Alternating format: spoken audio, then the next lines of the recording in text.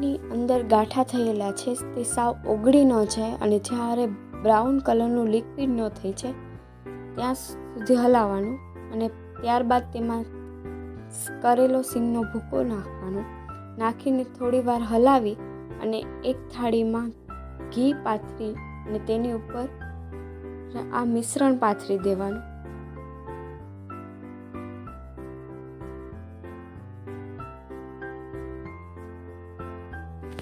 મિશ્રણ પાથર્યા બાદ તેને વચ્ચેથી ચેકા પાડી અને થોડી વાર રહેવા દઈ અને તૈયાર છે સિંગ પાપડ.